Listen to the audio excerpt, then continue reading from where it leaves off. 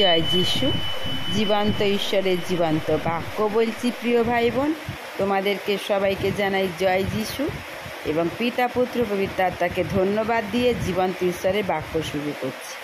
আমি আজকের বাক্য বলবো ঈশ্বরের বন্ধু অব্রাহাম। অনেক দিন আগের কথা, এক ব্যক্তি ছিলেন, তার নাম অব্রাহাম। সেই সময়ের লোকেরা ঈশ্বর সম্বন্ধে সামান্য কিছু জানত। সেই সময় কেউ কেউ কোনো বিশেষ জিনিসের পুজো করত, কেউ কেউ চাঁদের পূজা করত, কেউ কেউ সূর্যের পূজা করত। তারা ভাবত এইগুলিই দেবতা ও এদের পূজা করা উচিত।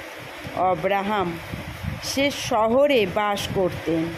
সেই শহরের লোকেরা চাঁদের পূজা করত। তারা চাঁদের দেবতার নামকরণ করেছিল উর।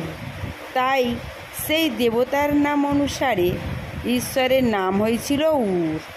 অব্রাহামের বন্ধুরা ও প্রতিবেশীরা চাঁদের পূজা করত, কিন্তু অব্রাহাম যিনি চাঁদ সৃষ্টি করেছেন সেই ঈশ্বরের পূজা করতেন এবং ঈশ্বরের আজ্ঞা পালনও তিনি করতেন। অব্রাহামের সময় বাইবেল ছিল না, যেখানে ঈশ্বরের প্রেমের কথা লেখা আছে।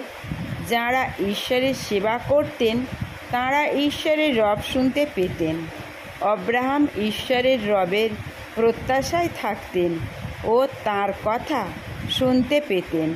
তিনি ঈশ্বরের উপর নির্ভর করে সব কাজ করতেন। অব্রাহাম ঈশ্বরের কথা মতো কাজ করতেন। ওই ঈশ্বরের স্বর শুনতে পেতেন বলে তাকে ঈশ্বরের বন্ধু বলা হতো। ঈশ্বর ভালোবেসে তাকে প্রচুর জিনিস দিয়েছিলেন।